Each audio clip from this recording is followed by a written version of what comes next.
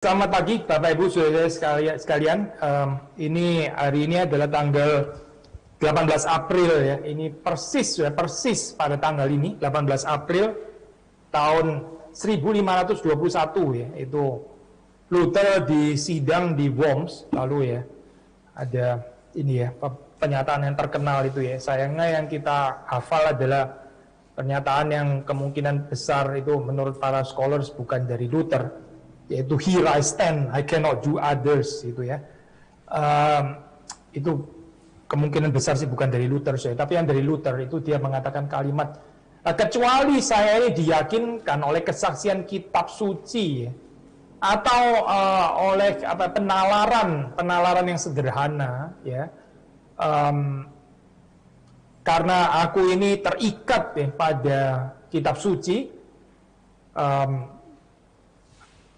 hati nuraniku itu tertawan oleh firman Allah, maka aku tidak akan menarik ya tulisan-tulisanku ya, nggak akan menyangkalnya, nggak akan membatalkannya, karena untuk melawan hati nurani itu bukan satu tindakan yang aman maupun tindakan yang benar. Kiranya Allah menolong aku, amin ya, itu kalimat yang penting sebetulnya.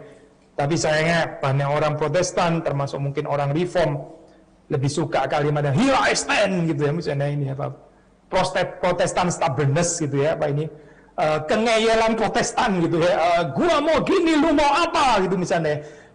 Bukan itu sudah, intinya bukan di situ gitu. Yang kita lihat di dalam Diet of Worms itu sebetulnya adalah bagaimana Luther yang bukan tanpa ketakutan tentu saja ya, bukan tanpa kekhawatiran, itu bahaya sekali sudah. Dia bisa dihukum mati di dalam keadaan seperti ini ya, kalau dia nggak mau menarik tulisannya.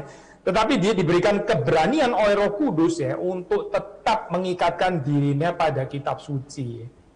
Kadang-kadang kita di dalam kekristenan itu lebih tertarik dengan gayanya gitu ya, "Here I stand, I cannot do others" gitu ya. Tapi isinya apa? Kenapa lu mau berdiri di sana?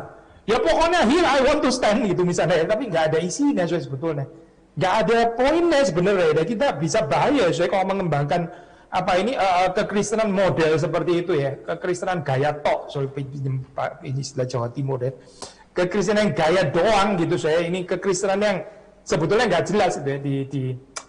Di Jerman juga ada satu lucu ya, apa itu apa ini namanya, jual apa sih semacam sandal gitu ya itu, terus kemudian ditulis ini di toko museum Luther ya, "Here I stand, here I stand." Maksudnya here I stand apa? Saya berdiri di mana? Ya di atas sandalku lah, di mana lagi? Saudara bisa beli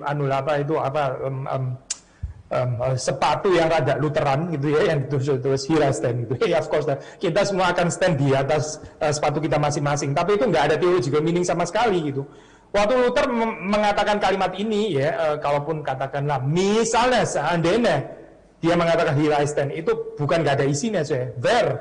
Sebetulnya "Here I stand" itu pertanyaan berikutnya where, di mana gitu ya.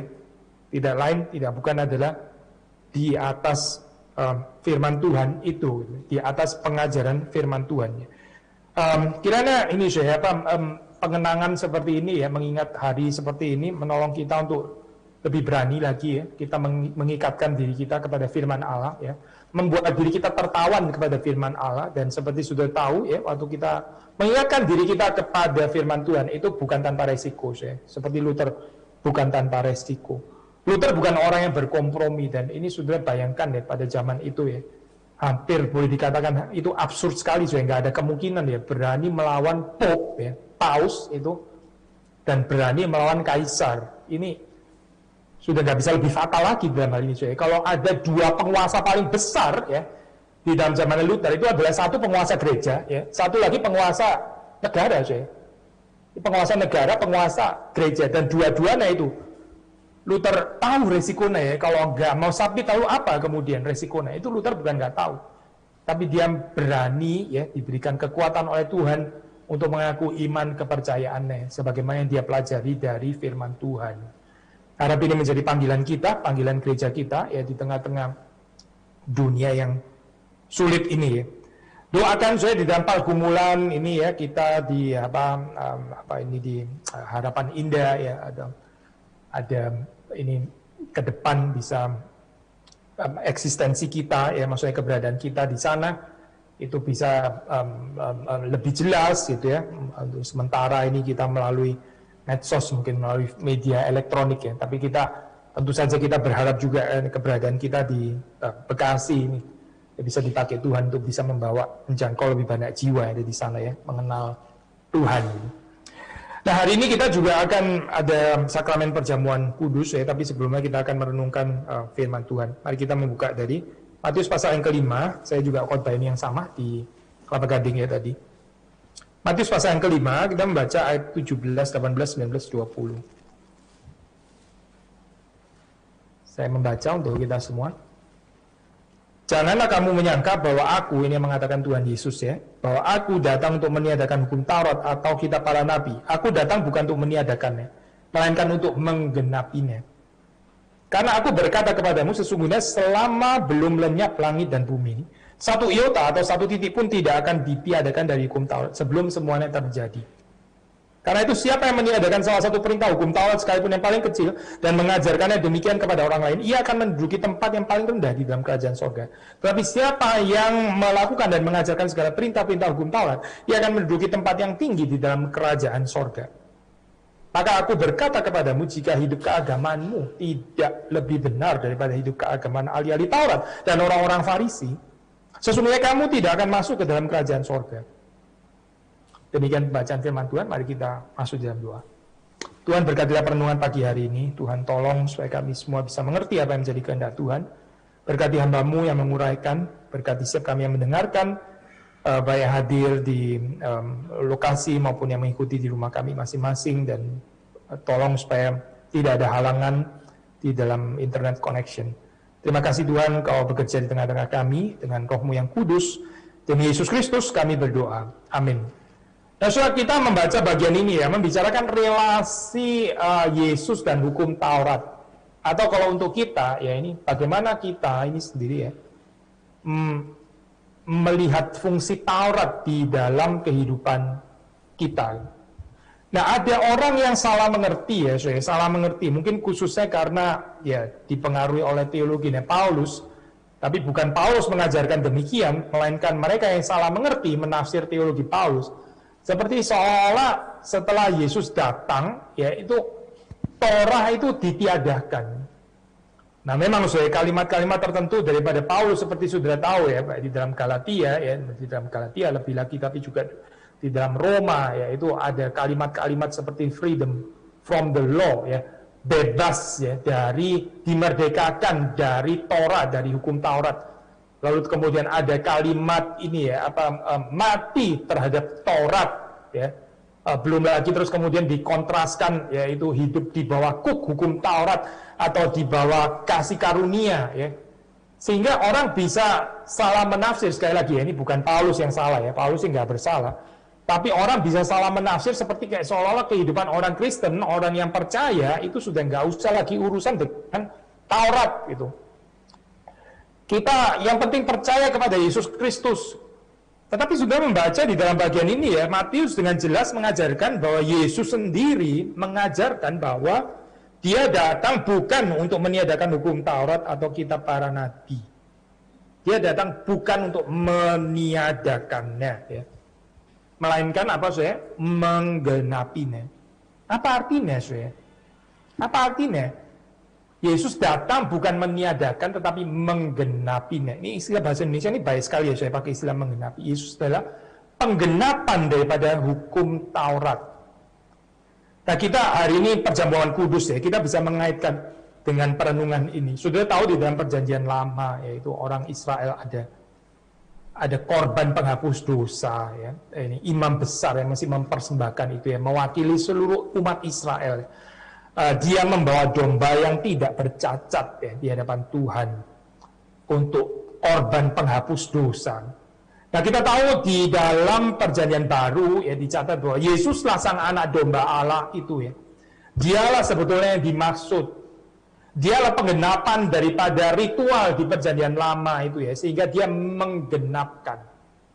Nah, ini jelas ya, kalau kita bicara di dalam bagian ini kita jelas Oh ya jelas lah kalau kita di dalam kekristenan, ya jelas kita karena Yesus sudah menggenapkan, kita nggak bawa-bawa lagi domba gitu ya untuk disembelih ya untuk menjadi penghapus dosa, ya nggak perlu lagi. Karena apa? Karena Yesus sudah melakukan itu semua, sudah komplit ya.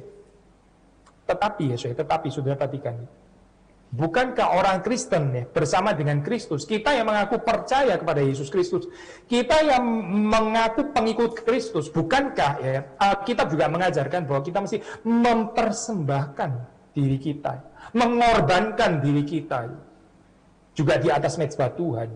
Seperti Paulus di dalam pasal 12 Roma ya, saya mengatakan mempersembahkan kehidupan kita, tubuh kita ya sebagai persembahan yang hidup, yang berkenan kepada Allah.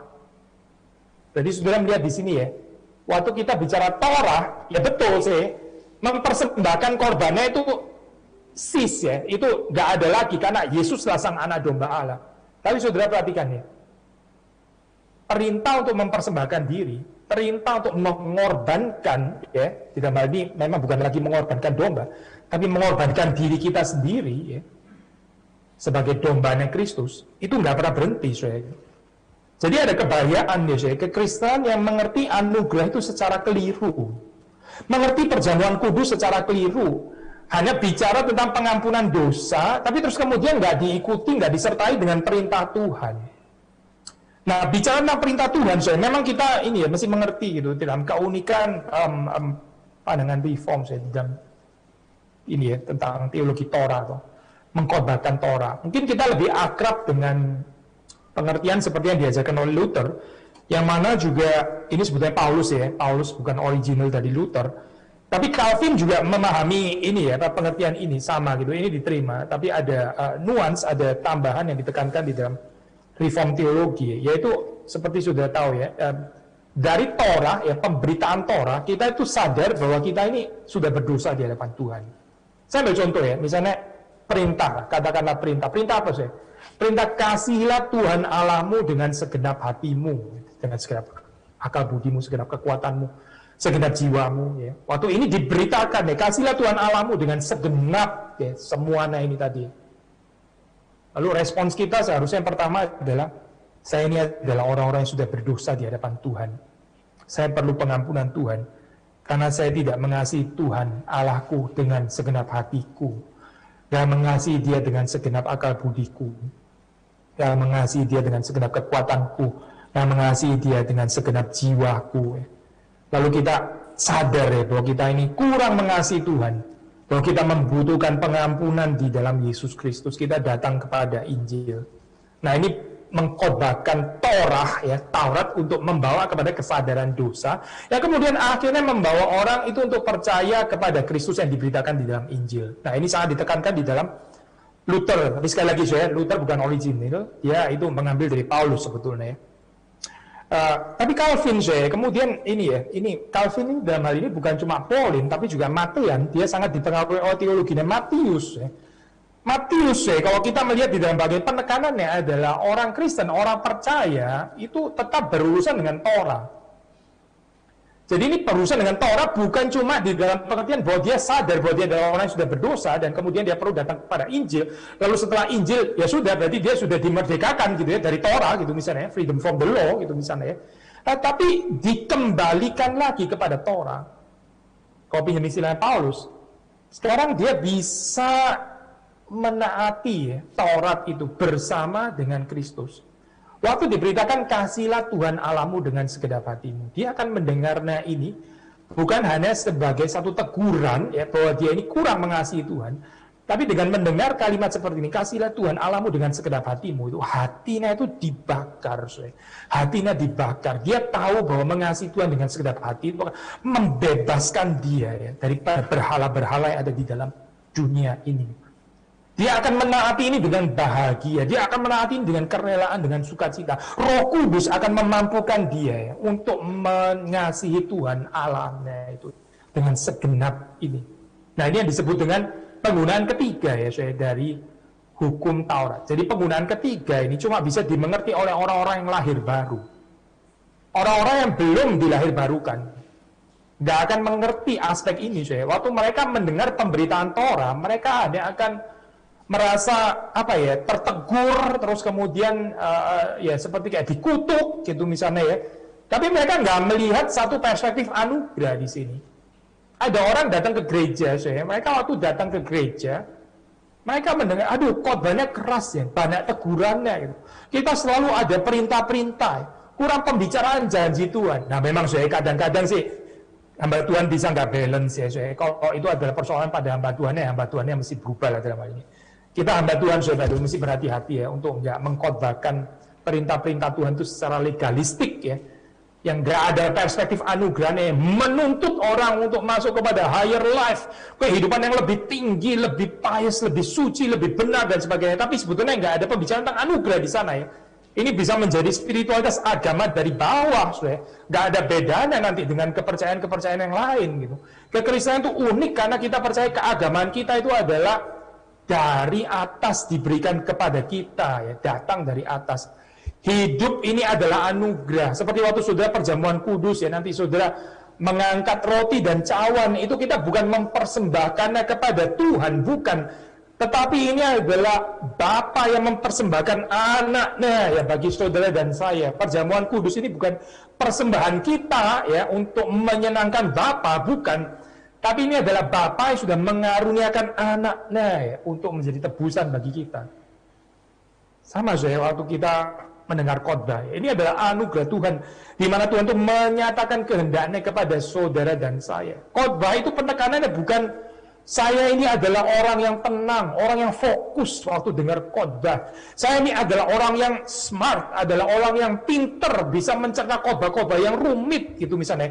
Saya ini adalah orang yang bisa mendiskusikan khotbah setelah selesai. Bukan, ini bukan tentang saudara, bukan. Ini adalah tentang Allah yang sedang beranugerah kepada saudara. Saya juga sama sebagai pengkhotbah. Saya akan mengatakan yang sama. Ini bukan tentang saya yang setia memberitakan firman Tuhan ya, menggali firman Tuhan di dalam segala kekayaannya. Siapa saya? Bukan saya. Ini bicara tentang Tuhan yang sedang beranugerah kepada saya, memberikan kepada saya orang yang berdosa ini kesempatan untuk bisa memberitakan firman-Nya, padahal saya nggak layak untuk itu.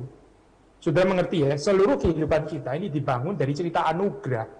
Bukan cerita apa yang saudara perform, saudara achieve, apa yang saudara capai, apa yang saudara lakukan bagi Tuhan dan sebagainya. Itu bukan pemahaman Alkitabiah, bukan. Itu bukan seperti yang diajarkan di dalam teologi reform. Kalau kita boleh meneruskan bagian ini ya, berapa banyak orang Kristen itu menjadi kecewa karena dia sudah merasa contribute, karena dia merasa sudah persembahan, karena dia sudah merasa melayani ya. Tapi terus kemudian nggak dihargai, yang nggak dihormati dengan proporsi yang tepat sebagaimana korbannya ya. Kenapa? Ya karena dia menjalani kehidupan bukan sebagai anugerah. Ini kehidupan keagamaan dari bawah. Dia yang kontribusi ke atas ya, bukan Tuhan yang mengaruniakan ke bawah. Maka sekali lagi ya, waktu kita mengkhotbahkan Taurat ya, tentu saja kita nggak boleh menafsir di dalam pengertian ini achievement kita untuk bisa mentaati Taurat, bukan tapi di dalam pengertian anugerah Tuhan ya, anugerah Tuhan yang menolong saudara dan saya untuk bisa menaati Taurat. Sudah waktu sekali lagi diberitakan, karena kasihlah Tuhan Allahmu dengan segenap hatimu. Saudara bisa tertarik ya, wow ini khotbah seperti ini sangat membebaskan ya. Saya mau untuk melakukannya. Saudara nggak merasa dikondem, saudara nggak merasa dikutuk, saudara nggak merasa disalah-salahin. Ini pun juga anugerah Tuhan saya. Ini pun juga adalah anugerah dari Roh Kudus ya, bisa membawa kita untuk mendengar firman Tuhan itu secara hati nurani yang bersih. Luther tadi bicara tentang hati nurani. Hati nurani penting loh saya. Hati nurani, ada orang mendengar khotbah itu dengan hati nurani yang nggak bersih. Jadi waktu mendengar khotbah dia merasa dia sedang diserang, dia sedang dikutuk. Ya saya mungkin sudah pernah cerita kepada saudara juga ya. Saya pernah ada kesempatan misalnya salah satu ini khotbah di bukan di Harapan Indah ya, juga bukan di Kelapa Gading. Khotbah di GRI sih, by the way, di GRI. Khotbah di GRI setelah saya khotbah, mungkin khotbahnya memang keras ya hari itu gitu. Terus kemudian ada satu jemaat SMS saya, waktu itu masih SMS, belum WhatsApp, apalagi Telegram ya. Jemaat SMS, Pak, kenapa Bapak tadi maki-maki saya di mimbar gitu misalnya. Loh, saya tahu orang itu tinggal duduk di mana aja, saya nggak jelas. Seperti kayak sekarang ini, saya juga nggak tahu ini sebetulnya, apalagi lihat dari layar. Lebih nggak tahu lagi siapa yang datang di sini. Saya bisa pin sih sebetulnya gitu ya. Tapi tetap terbatas sekali saya di sini. Waktu kita melihat ya siapa datang, siapa nggak datang, sangat terbatas itu. Nah itu yang datang itu ratusan saya waktu itu. Lalu terus kemudian waktu saya khotbah, tiba ada orang terus SMS. Kenapa tadi Bapak maki-maki saya di atas 15? Saya tahu, you datang aja nggak tahu, duduk di sebelah mana nggak tahu gitu. Bagaimana saya bisa maki-maki kamu secara pribadi? Ini orang yang mendengar firman Tuhan itu bukan dengan hati nurani yang bersih. Dia merasa dirinya itu dihakimi. Dia nggak mendengar firman Tuhan dari perspektif anugerah. Dia nggak melihat bahwa teguran itu diberikan karena Tuhan mencintai dia. Jadi dia merasa guilty feeling terus nggak senang, apalagi ntar mau jadi benci lagi dengan pengkhotbahnya ya. Itu sudah bukan urusan kita lagi, sudah bukan urusan kita pengkhotbah. Itu urusan setiap orang mendengar firman Tuhan itu ya dengan hati nurani yang bersih. Apa itu saya mendengar dengan hati nurani yang bersih? Yaitu saya mendengar pemberitaan Taurat ya dari perspektif anugerah. Saya mau contoh sederhana ya saya. Ini kita kalau punya hubungan yang baik ya dengan seseorang atau katakanlah dengan keluarga kita ya. Dengan suami, dengan istri, dengan apa ini? Dengan orang tua kita misalnya ya. Lalu terus kemudian kita mendapatkan teguran gitu ya. Ya kita akan bersyukur ya ini orang yang menegur, ini dia itu care pada saya berarti gitu kan ya. Karena kita ini sadar, kita punya keyakinan bahwa orang yang kasih masukan ini dia itu mencintai saya. Tidak ada persoalan dengan itu. Tapi coba saudara gitu ya, dapat teguran waktu saudara berada di supermarket gitu ya, saudara lagi apalah bayar apa gitu. Terus ini apa kasirnya tiba-tiba ngajarin saudara, Pak, mendidik anak itu harus begini begitu ya. Bapak nggak boleh begini. Saudara kan bingung, lu urusannya apa ya dengan saya gitu? Kenapa lu ngajarin saya gimana didik anak gini? Lu memang siapa gitu? Kita juga nggak ada relasi dengan dia gitu ya. Tiba-tiba dia tegur kita gini gitu dan sebagainya. Kenal juga kagak. Kita bisa tersinggung ya saya. Kenapa? Ya karena kita nggak ada relasi cinta dengan dia. Gitu. Kita nggak ada relasi yang baik dengan dia sehingga waktu teguran itu diberikan, kita merasa tersinggung, kita merasa diserang, kita merasa ter-attack di sini ya. Sama saya, kita terapkan prinsip yang sama ya. Waktu seseorang itu memiliki hubungan yang baik ya dengan Tuhan ya. Waktu dia mendengar firman Tuhan, lalu ada teguran dikatakan, dia tahu bahwa Tuhan yang memberikan teguran itu adalah Tuhan yang mencintai dia. Ya dia bisa mendengar dengan hati nurani yang bersih. Dia nggak perlu merasa itu dirinya kok seperti kayak dimaki-maki oleh pengkhotbah atau dimaki-maki oleh Tuhan, apalagi begitu ya. Ini bukan, tapi dia akan mengerti apa yang dikatakan dalam firman Tuhan. Barang siapa kukasihi, dia kutegur dan kuhajar. Barang siapa yang dikasihi justru ditegur dan dihajar. Nah, di sini saya waktu kita kembali lagi ya. Penggunaan Taurat, saya ini gereja yang benar, saya itu harus memberitakan, mengkhotbahkan perintah-perintah Allah. Pertama di dalam penggunaan yang pertama tadi ya, yaitu menyadarkan kita bahwa kita ini bukan orang benar, bahwa kita ini adalah orang yang berdosa. Tetapi ada pengampunan Tuhan, ada Injil ya, yang olehnya kita ini diselamatkan, ada Yesus Kristus. Dan kemudian setelah itu kita dikembalikan kepada Taurat. Ya. Kita dikembalikan lagi ya, untuk sekarang menghayati Taurat itu secara berbeda.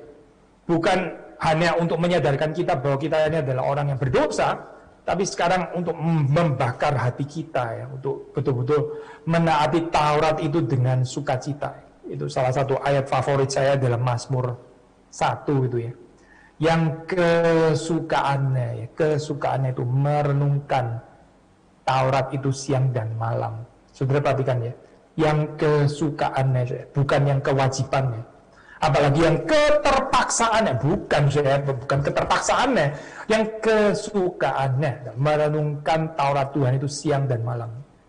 Tanda orang yang sungguh-sungguh dilahirbarukan oleh Tuhan, tanda orang-orang yang sungguh ditebus oleh Yesus Kristus, itu adalah orang-orang yang suka untuk merenungkan Taurat, suka untuk melakukan Taurat, suka melakukan kehendak Allah. Matius mengatakan, mencatat Yesus yang mengajarkan, kok yang kupasang itu enak dan bebanku pun ringan. Inilah tanda orang yang sungguh-sungguh diselamatkan. Dia akan melihat keagamaannya itu, perintah Tuhan itu bukan sebagai sesuatu yang berat untuk dilakukan. Ya waktu melakukan menyangkal diri seperti kayak pikul salib yang berat sekali itu ya.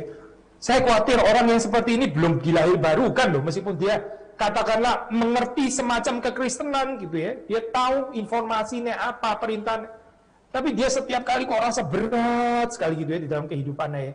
Waktu ibadah kok berat sekali gitu ya. Mau datang ke gereja berat sekali ya.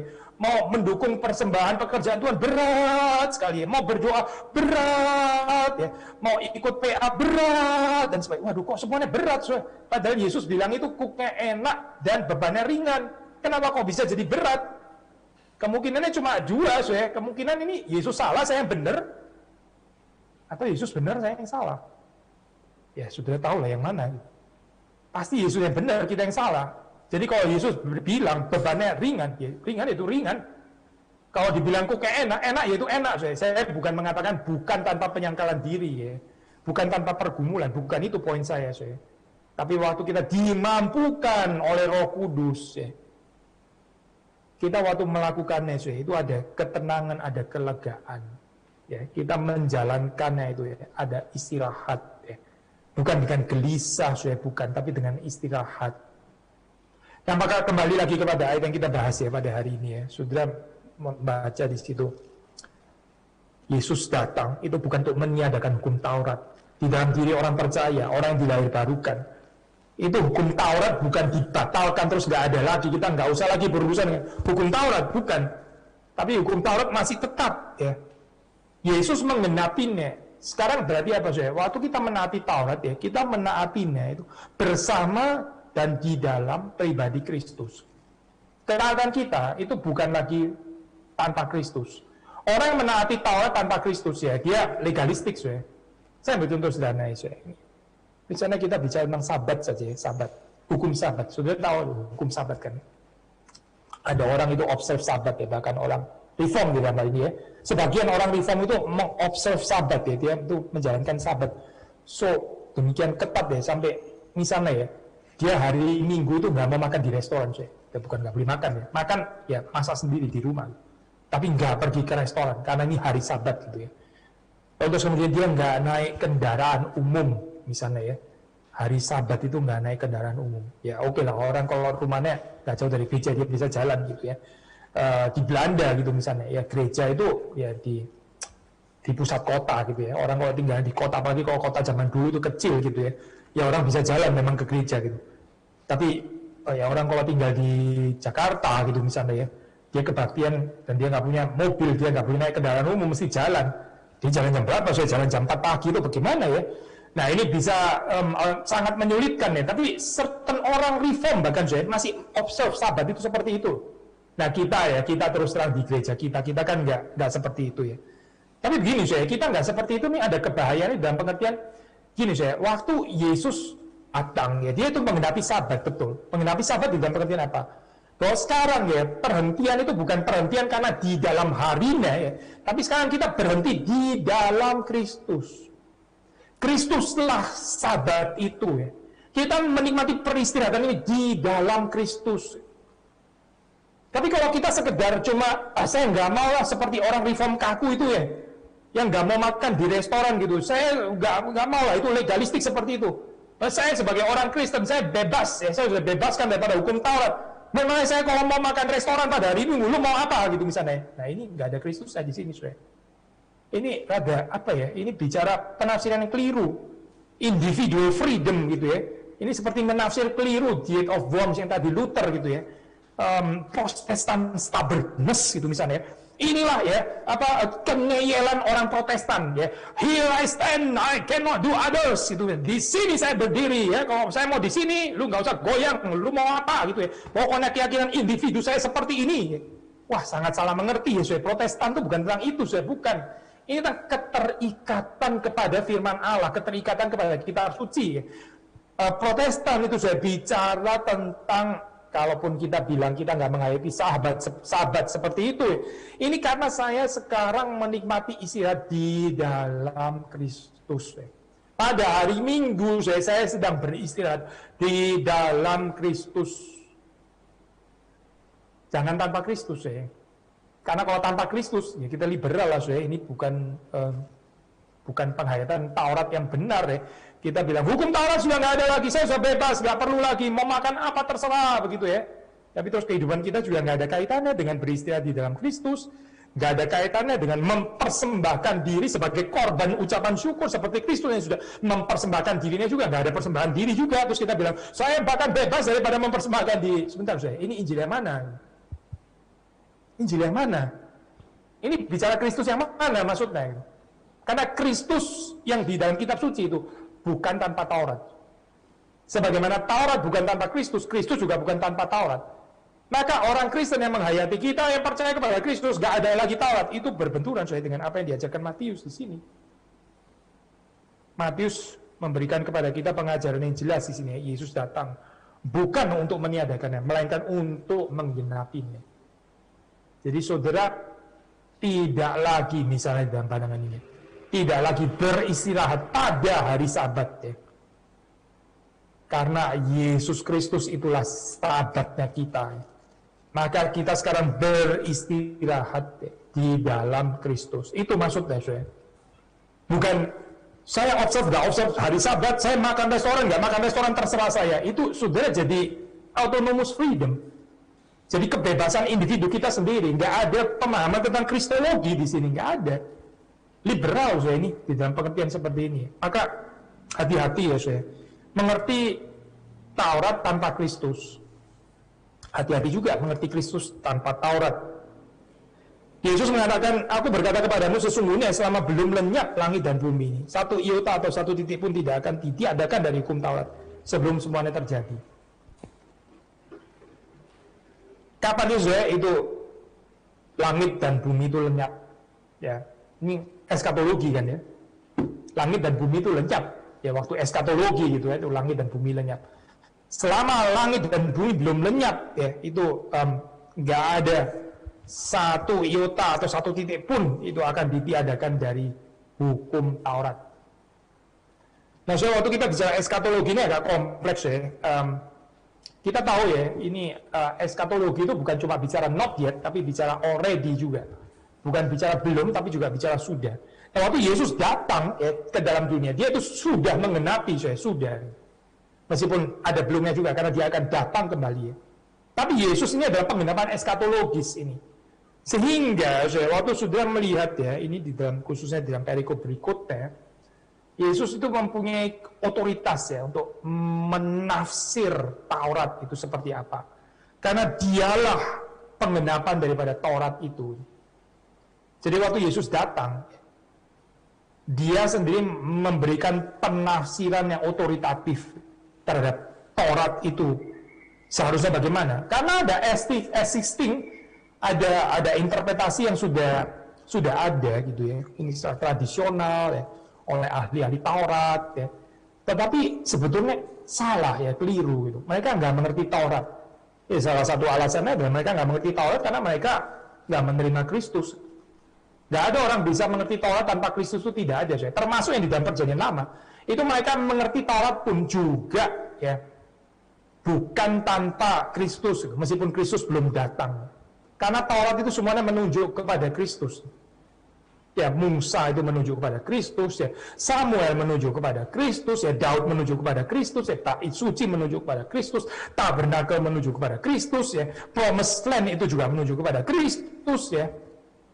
Banyak hal ya, kamu nggak mau dibilang semuanya, itu menunjuk kepada Kristus sebetulnya di dalam Perjanjian Lama. Jadi orang yang gagal memahami pribadi Kristus, dia akan gagal memahami Taurat, seperti ahli-ahli Taurat dan orang-orang Farisi ini. Gitu.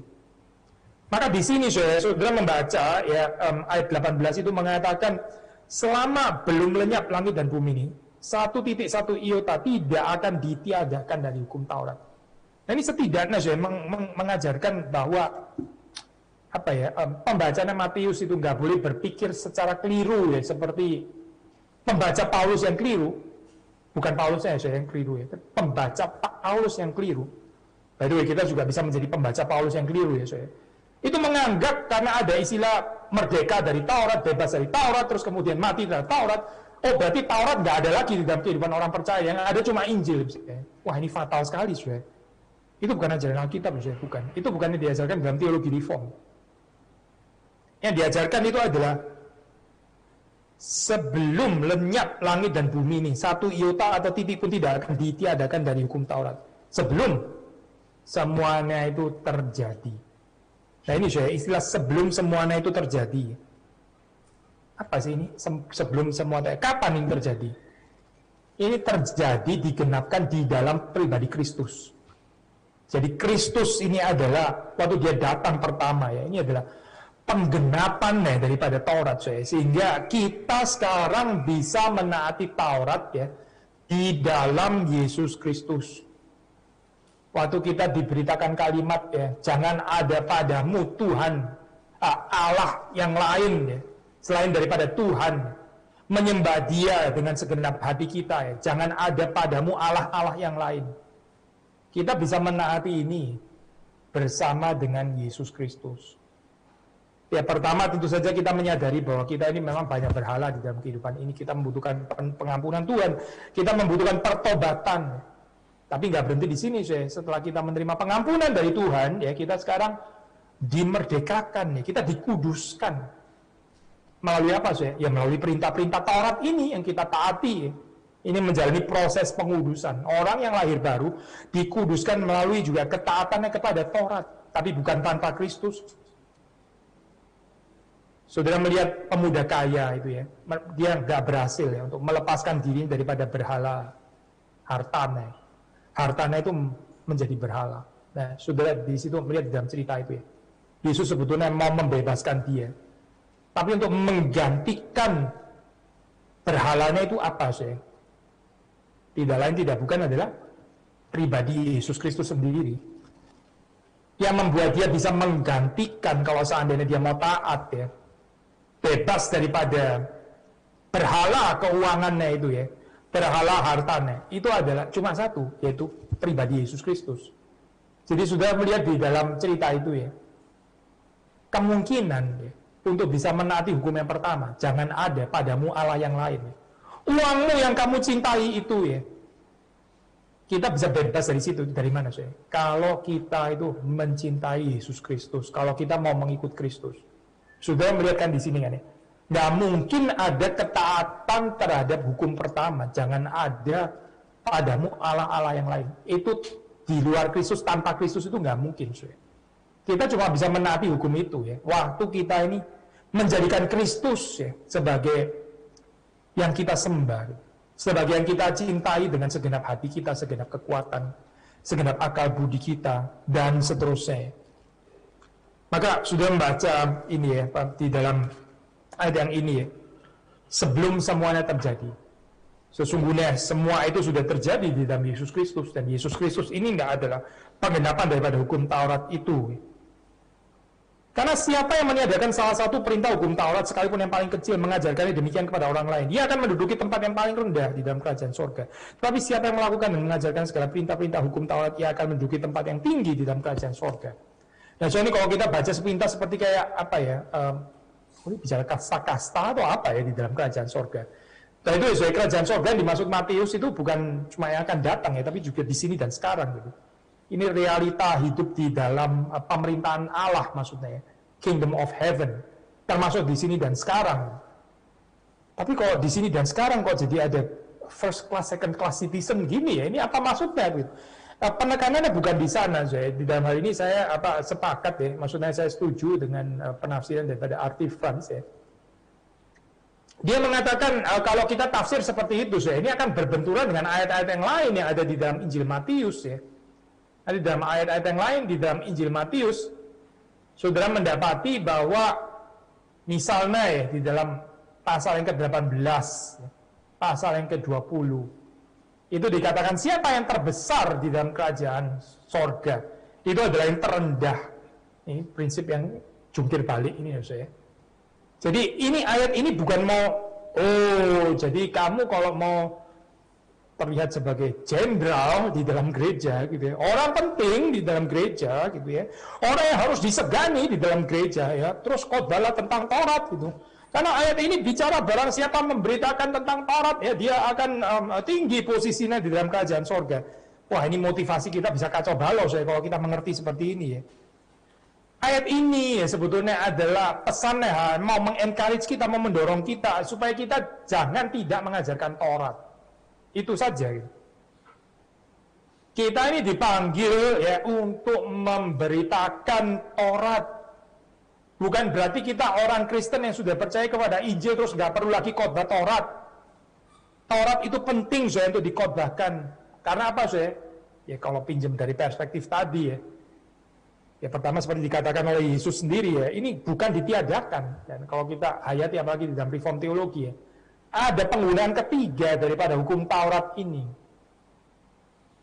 Orang Kristen itu dipertumbuhkan ya, dibuat menjadi semakin menyerupai Kristus ya. Waktu mereka itu juga menaati Taurat bersama dengan Kristus. Jadi perhatikan saya, gereja yang ini ada gereja memberitakan seperti suka bicara tentang janji-janji Allah gitu ya. Janji. Tapi saudara hampir nggak mendengar ada perintahnya. Janji-janji Allah gitu ya. Janji Allah ya terus diberitakan. Janji Allah. Oh janji Allah juga harus diberitakan sesuai itu. Kita bukan sedang berpolemik dengan bahwa nggak perlu memberitakan janji Allah. Janji Allah jelas harus diberitakan. Tapi sudah perhatikan ya, gereja hanya memberitakan janji-janji Allah. Tapi terus kemudian saudara jarang mendengar perintah Taurat itu hampir nggak pernah diberitakan. Kehidupan yang mesti menyangkal diri, yang mempersembahkan kehidupan kepada Tuhan ya. Itu dianggap sebagai sesuatu yang berlawanan dengan berita anugerah. Loh kok bisa berlawanan? Bukannya orang yang sudah lahir baru justru waktu dikatakan perintah-perintah ini dia juga artinya akan terbakar untuk menaati. Mereka yang mengatakan pemberitaan perintah Allah itu berlawanan dengan anugerah. Ini perspektif orang yang tidak lahir baru saya sebetulnya. Sudah mengerti ya logika ini? Orang kalau dia betul-betul adalah anak saya, kalau dia adalah anak yang sudah sungguh-sungguh ditebus, orang-orang pilihan, dia nggak akan ada ketersinggungan saya kalau dia menerima perintah karena dia adalah anak. Tadi loh contoh tadi ya. Kalau saudara punya hubungan yang baik dengan anggota keluarga, terus orang itu memberi teguran kepada saudara, saudara kan Pak, lu ini siapa gitu misalnya istri saudara atau suami saudara gitu yang menegur saudara, lu ini namanya siapa kasih tahu saya. Loh itu berarti saudara nggak ada hubungan yang baik dengan dia gitu kan. Tapi kalau orang di kasir supermarket tiba-tiba ngasih tahu gini, hei bapak itu harus pakai uang itu begini-begini, kenapa bapak belanja ini gitu, harusnya bapak nggak usah belanja segini banyak. Loh saudara kan, lu siapa ya sebetulnya mau ngatur-ngatur saya begitu. Nah itu tepat gitu, karena apa? Ya karena memang kita nggak ada relasi kan ya. Jadi saudara perhatikan ya, gereja yang nggak bisa mendengar perintah Allah itu saudara tanya ya, ini orangnya lahir baru nggak sih sebetulnya gitu. Ini orang-orang yang sungguh-sungguh mengenal Kristus nggak sih? Karena orang yang mengenal Kristus, ya dia mengenal Kristus, dia mengenal Bapa. Kalau dia mengenal Bapa, dia adalah anak, dan anak itu saya katanya firman Tuhan itu bisa ditegur dan dihajar. Precisely, saya justru karena apa? Karena tahu bahwa Bapaknya itu sangat mencintai dia, maka dia bisa menerima perintah-perintah Tuhan. Hati-hati saya dengan pemberitaan firman Tuhan yang hanya bicara janji-janji Tuhan, tapi nggak ada perintahnya sama sekali. Ini berlawan dengan apa yang dikatakan di dalam Injil Matius. Maka saya yang terakhir ayat 20, Tuhan Yesus mengatakan, maka aku berkata kepadamu, jika hidup keagamaan tidak lebih benar daripada kehidupan keagamaan ahli-ahli Taurat dan orang Farisi, sesungguhnya kamu tidak akan masuk ke dalam kerajaan sorga. Apa artinya saya? Ini better righteousness ini ya. Hidup keagamaan yang lebih benar daripada ahli-ahli Taurat dan orang Farisi. Yaitu ahli-ahli Taurat dan orang-orang Farisi ini menaati Taurat. Oh iya mereka menaati, tapi mereka menaati secara legalistik. Mereka menaati secara impersonal, nggak ada hubungan dengan Kristus. Hati-hati ya saya dengan gereja yang makin lama makin menjadi legalistik, jadi banyak peraturannya gitu, peraturan organisatoris gitu. Ya gereja nggak ada peraturannya sama sekali, nggak mungkin lah saya gitu ya, bisa kacau gitu ya.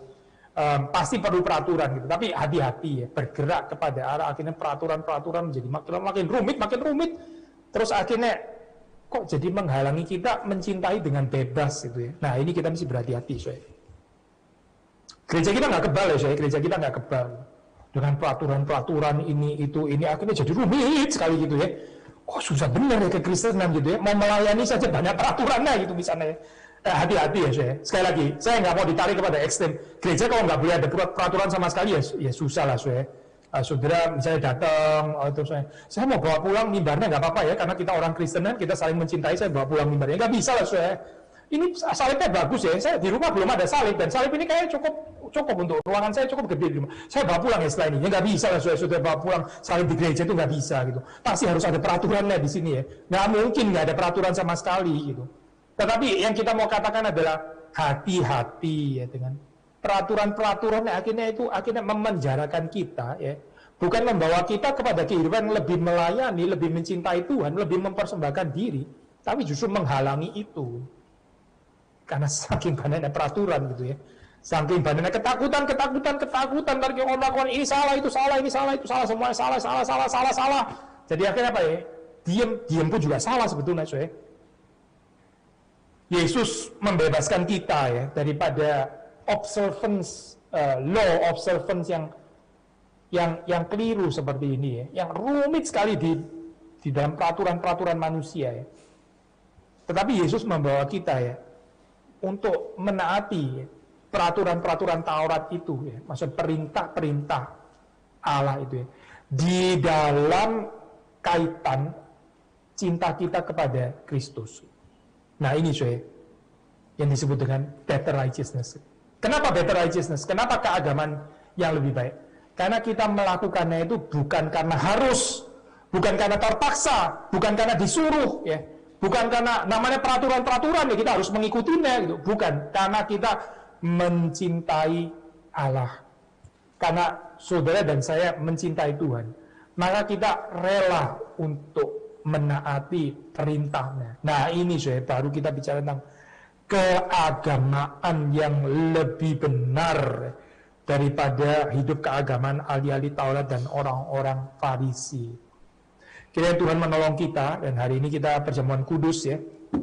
Sekali lagi, kita menghayati, kita yang diikatkan ya, dipersekutukan, dipersatukan di dalam tubuh Kristus yang satu itu ya. Kita dimampukan untuk bisa menaati Taurat ini ya, dengan sukacita, dengan sukarela ya, dari dalam hati kita. Kiranya Tuhan memberkati saudara-saudari sekalian. Mari kita masuk di dalam doa. Tuhan, kami bersyukur untuk firman Tuhan, berkati apa yang sudah kami dengar ini. Tolong supaya kehidupan keagamaan kami ini menikmati kebebasan yang dikaruniakan oleh Roh-Mu yang kudus. Kami bukan hidup di bawah hukum Taurat, tapi kami boleh menaati Taurat Tuhan dengan hati yang bahagia, hati yang mengasihi Engkau. Terima kasih Tuhan memberi kepada kami perintah. Terima kasih juga bahkan Tuhan memberi teguran pada kami, karena Tuhan mencintai kami. Berkati sebentar kami akan masuk di dalam perjamuan kudus. Tuhan persiapkan hati kami, Tuhan melayakan kami, Tuhan yang membawa kami dalam persekutuan dengan diri-Mu sendiri. Demi Yesus Kristus kami bersyukur. Amin.